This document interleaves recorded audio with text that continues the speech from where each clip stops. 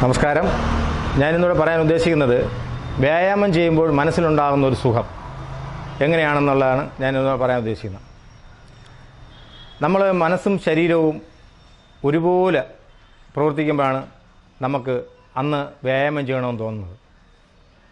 ഇപ്പോൾ ഉദാഹരണത്തിന് നമ്മളിപ്പോൾ വ്യായാമം ചെയ്യാനായിട്ട് വീട്ടിൽ നിന്ന് ഇറങ്ങി അല്ലെങ്കിൽ ഓഫീസിൽ നിന്ന് ഇറങ്ങി ഇല്ലെങ്കിൽ നമ്മൾ എവിടെ നിന്നായാലും വ്യായാമം ചെയ്യാൻ വേണ്ടി ഇറങ്ങുമ്പോഴായിരിക്കും നമുക്കൊരു ഫോൺ കോൾ വരുന്നത്.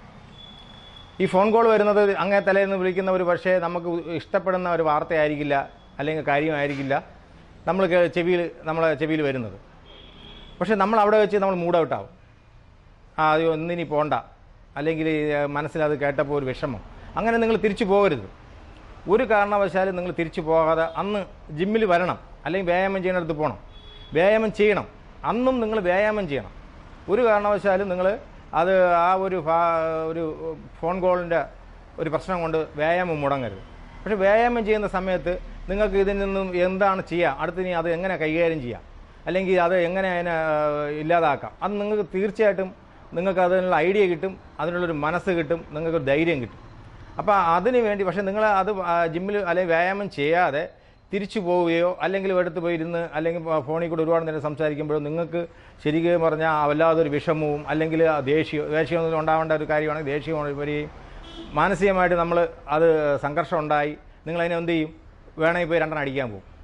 അല്ലെങ്കിൽ അങ്ങനെ അടിക്കാൻ സ്വഭാവമില്ലാത്തവരാണെങ്കിൽ അടിക്കാത്തവരാണെങ്കിൽ എന്ത് ചെയ്യും, എവിടെയെങ്കിലും പോയി കുറേ നേരം ഇരുന്ന് അല്ലെങ്കിൽ ദേഷ്യപ്പെട്ട് കുറേ അവനെ തെറി വിളിക്കുക അല്ലെങ്കിൽ എന്തെങ്കിലും പ്രശ്നം ഉണ്ടാക്കും. അപ്പോൾ അത് അല്ലെങ്കിൽ നമ്മളെ സ്വഭാവം തന്നെ മാറി ആകെപ്പാടെ നമ്മൾ ഒരു പ്രശ്നത്തിലോട്ട് ചെന്നെത്തും.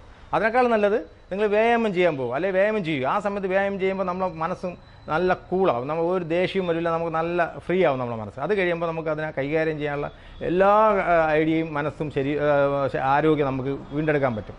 അപ്പോൾ അതുകൊണ്ട് ഒരു കാരണവശാലും നമ്മൾ ഈ വർക്കൗട്ട് ചെയ്യുന്ന സമയത്ത് അല്ലെങ്കിൽ വ്യായാമം ചെയ്യുന്ന സമയത്ത് മൊബൈൽ എന്നുള്ള സംഭവം നമ്മൾ കഴിയുന്നതും ഉപയോഗിക്കാതിരിക്കുന്നതാണ് നല്ലത്. കാരണം നമ്മൾ നന്നായിട്ട് നല്ല മൂഡിൽ വ്യായാമം ചെയ്തുകൊണ്ടിരിക്കുന്ന സമയത്തായിരിക്കും നമുക്കൊരു ഫോൺ വരുന്നത്.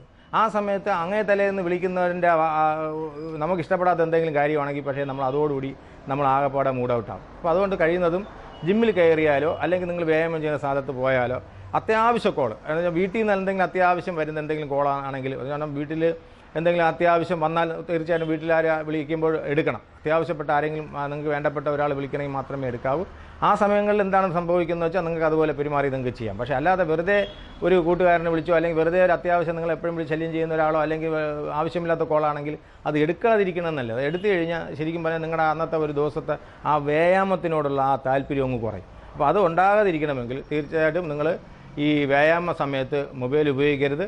മറ്റ് കാര്യങ്ങളൊന്നും നമ്മൾ ശ്രദ്ധിക്കാതെ നമ്മൾ വ്യായാമത്തിൽ തന്നെ ശ്രദ്ധിച്ച് ചെയ്യുകയാണെങ്കിൽ നമ്മളെ ശരീരത്തിന് ഇത് നമ്മളെ മനസ്സിന് സന്തോഷം തരുന്ന ഒരു സംഭവം ഇതിനപ്പുറം വേറെ ഒന്നുമില്ല. നമ്മൾ വന്ന ആ ഒരു സംഘർഷത്തിൽ നിന്നല്ല നമ്മൾ തിരിച്ചു പോകുന്നത്, നമ്മൾ വേറൊരാളായിട്ടാണ് തീർച്ചയായും നമ്മൾ തിരിച്ചിറങ്ങി പോകുന്നത്. അപ്പം നമുക്ക് മദ്യപിക്കാനോ അല്ലെങ്കിൽ പുകവലിക്കാനോ ഒന്നും നമുക്ക് തോന്നില്ല. പക്ഷേ ഇത് ചെയ്യാത്തൊരാൾ എന്തുകൊണ്ടും അവരഭയം പ്രാപിക്കുന്ന എന്തിനായിരിക്കും, മദ്യത്തിനോ പുകവലിക്കോ വേണ്ടിയായിരിക്കും. കാരണം നമ്മളിപ്പോൾ തന്നെ ഓരോരുത്തർ ചോദിക്കും, എന്തടേ നീ മതി, എന്ത് പറയാനാ ഷിബു, അത് മനസ്സിന് ഭയങ്കര വിഷം. മനസ്സിന് വിഷമൊന്നും ചാരായം കുടിച്ചാലോ പുകവലിച്ചാലോ അതങ്ങ് മാറുമോ? ഒരിക്കലും മാറത്തില്ല. എന്നാൽ ആ സമയത്ത് നമ്മൾ കുറച്ച് വ്യായാമം ചെയ്ത് നമ്മൾ വേറൊരു കാര്യത്തിലോട്ട് ഇടപെട്ട് വയ്ക്കണം, നമുക്ക് അവിടെ ഒരു പ്രശ്നമില്ല. പക്ഷേ ഇത് നമ്മൾ ഈ അഭയം പ്രാപിക്കുന്നത് ഇതിലാണെങ്കിൽ അതിൽ നിന്നുണ്ടാകുന്ന ദോഷം ഇന്നല്ല നാളെ നമുക്ക് ഒരുപാട് പ്രശ്നങ്ങളാണ് ഉണ്ടായി വരാൻ പോകുന്നത്. നമ്മൾ ഒരിക്കലും ഇതിൽ നിന്നും മുക്തനാവാൻ വേണ്ടി, നമ്മൾ ഈ പ്രശ്നങ്ങളിൽ നിന്നും രക്ഷപ്പെടാൻ വേണ്ടി നമ്മൾ മദ്യത്തിലോട്ട് പോകുന്നത് വളരെ മോശമായ ഒരു അഭിപ്രായമാണ്. ഒരു കാരണവശാലും നമ്മളത് അംഗീകരിക്കാൻ പാടുള്ളതല്ല. നമുക്കതിന് പകരം വേറെ എന്തെല്ലാം മാർഗങ്ങളുണ്ട്. അതിന് ഏറ്റവും ഉത്തമമായ ഒരു ഘടകമല്ലേ വ്യായാമം. അതിലോട്ട് നിങ്ങൾ തിരിയും. ആ സമയത്ത് നിങ്ങൾ വ്യായാമം ചെയ്യും, ഒരു പ്രശ്നവുമില്ല.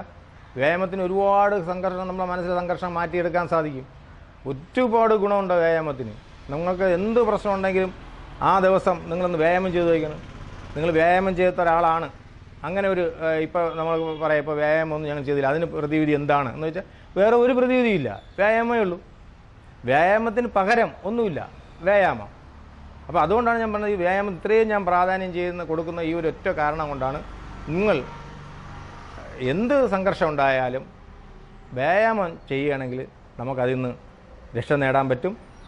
അതുകൊണ്ട് എല്ലാവരും എത്രയും പെട്ടെന്ന് വ്യായാമത്തിലോട്ട് ഇറങ്ങി നിങ്ങളുടെ മനസ്സിലെ സംഘർഷം മാറ്റി മറ്റ് ജോലി സ്ഥലങ്ങളിൽ ഉണ്ടാകുന്ന പ്രശ്നങ്ങളും വീട്ടിലുണ്ടാകുന്ന പ്രശ്നങ്ങളും അതുപോലെ നാട്ടിലുണ്ടാകുന്ന നമ്മളെ കൂട്ടുകാരുടെ ഇടയിലുണ്ടാകുന്ന ചില പ്രശ്നങ്ങളെല്ലാം നമുക്ക് കൈകാര്യം ചെയ്യാൻ പറ്റും.